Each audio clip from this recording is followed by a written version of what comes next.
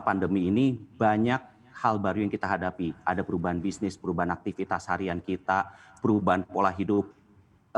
Dampak ini antara lain juga dirasakan pada pasar. Nah, perubahan peluang yang terjadi pada sejumlah bisnis konvensional, ya, itu mendorong terjadinya penambahan pelaku pasar.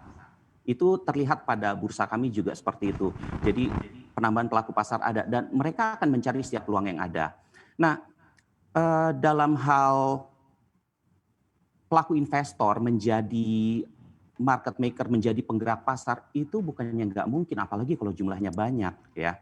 Nah, jadi bagaimanapun perak adalah logam yang cukup, mulai dari elektronik sampai farmasi, tapi perak juga logam mulia dan itu bisa jadi safe haven buat investor. Nah, waktu awal-awal pandemi itu yang terjadi. Nah, memang ada banyak informasi yang beredar, antara lain salah satunya dari Reddit. Tapi apa yang mendorong itu? Yang mendorong itu juga antara lain fakta bahwa stok perak di beberapa negara ini disinyalir menipis, ya. Itu mendorong kenaikan ini. Nah, jadi memang harga sempat menembus $30 per troy ounce.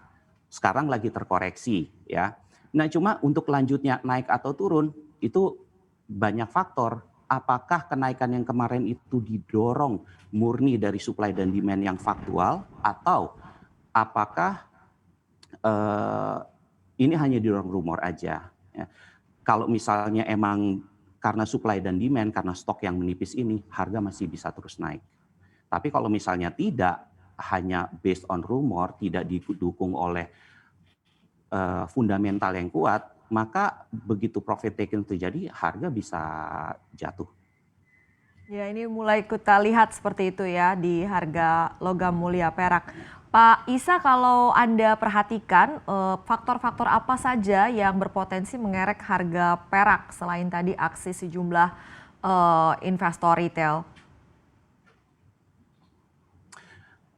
Kalau perak itu ya bagaimanapun supply dan demand-nya ya. Gini, yang saya maksud supply dan demand itu tentu jumlah pembeli dan penjual Jadi di pasar. banyak juga yang mengaitkan harga perak ini dengan momentum pemulihan ekonomi seiring mulai bergeliatnya aktivitas ekonomi ini akan menggenjot demand terhadap perak karena fungsinya yang banyak tadi Anda sudah sebutkan. Oh iya, oke. Jadi bagaimanapun perak itu sedikit berbeda sama emas. Kalau emas itu hanya sekitar 15% dari stok emas yang ada digunakan oleh industri. Kalau perak itu lebih dari 50%. Nah, jadi nanti yang harus kita lihat ini adalah pemulihan ekonomi apakah berdampak pada industri yang menggunakan perak sebagai bahan produksinya. Nah, itu akan berpengaruh. Kalau iya, artinya stok yang sudah menipis ini akan semakin tergerus, akan semakin menipis, dan itu harga akan semakin naik. Jangan lupa install aplikasi CNBC Indonesia di App Store maupun di Play Store untuk mendapatkan informasi dan perkembangan terkini dari berita-berita ekonomi dan bisnis.